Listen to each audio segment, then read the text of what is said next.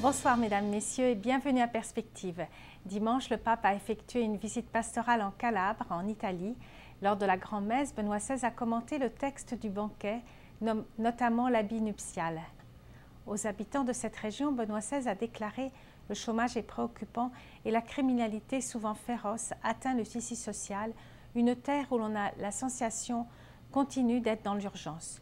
Vous avez, vous, Calabrais, su répondre à cette urgence avec une promptitude et une disponibilité surprenante, avec une extraordinaire capacité d'adaptation face aux problèmes. Ne cédez jamais à la tentation du pessimisme et du repliement sur vous-même. Faites appel aux ressources de votre foi et vos capacités humaines. Efforcez-vous de grandir en sachant collaborer, prendre soin de l'autre et du bien public, garder l'habit nuptial de l'amour. » Et puis hier en Égypte, une manifestation pacifique composée de chrétiens et de musulmans organisée par les Coptes pour protester contre l'incendie d'une église a dégénéré.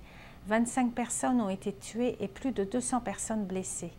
Dans une déclaration à l'aide à l'église en détresse, le père Rafik, porte-parole officiel pour l'église catholique en Égypte, a déclaré « Nous accusons l'armée et la police d'avoir utilisé des vagabonds et toute la cohue de combattants de rue pour s'en prendre aux manifestants. Ils étaient munis d'épées, de bâtons, de pierres et certains, semble-t-il, même armés de fusils. L'usage de la violence n'était pourtant pas utile puisqu'il s'agissait d'une manifestation pacifique. Les Coptes et les musulmans sont inquiets devant la montée de groupes islamiques extrémistes en Égypte. Le cardinal Antonios Naguib, patriarche des Coptes catholiques d'Alexandrie, lui aussi lance un appel sur Radio Vatican. Nous appelons nos fidèles à suivre toujours dans toutes les manifestations ou bien les procédures ou les demandes la ligne pacifique et je suis sûre que c'est ce qu'ils font.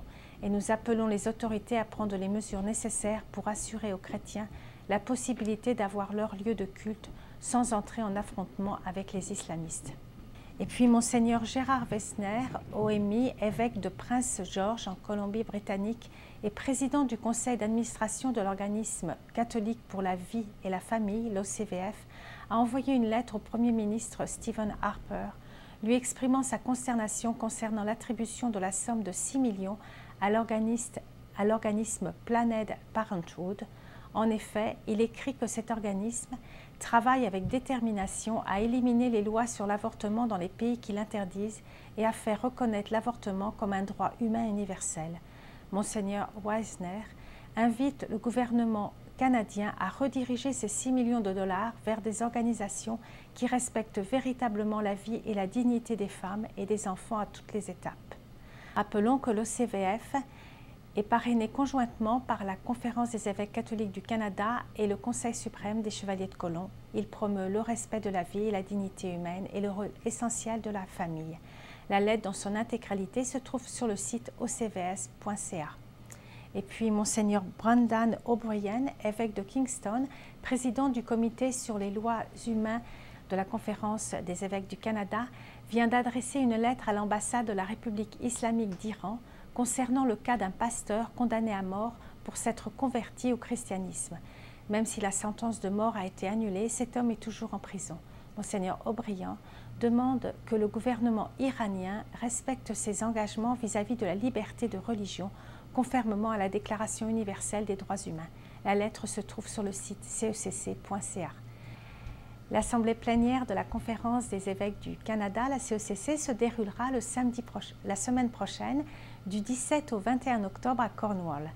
Cette année, pour la première fois, Télévision Ciel et Lumière la diffusera en direct, diffusera les célébrations liturgiques et le rapport moral du président de la CECC, Monseigneur Pierre Morissette. Et puis en cette fin de semaine de l'Action de grâce, les Sœurs du Saint-Nom de Jésus et Marie fêtaient le bicentenaire de leur fondatrice, la bienheureuse Marie-Rose du Rocher. La messe du samedi 8 octobre était présidée par Monseigneur Gendron, évêque de Saint-Jean-Longueuil, à la cocathédrale Saint-Antoine de Padoue à Longueuil, en présence de nombreuses religieuses et fidèles. Nous préparons un focus catholique sur cette fondatrice originaire de Saint-Antoine-sur-Richelieu, dont le charisme s'est répandu dans de nombreux pays. Voilà, c'est tout pour aujourd'hui. À la prochaine.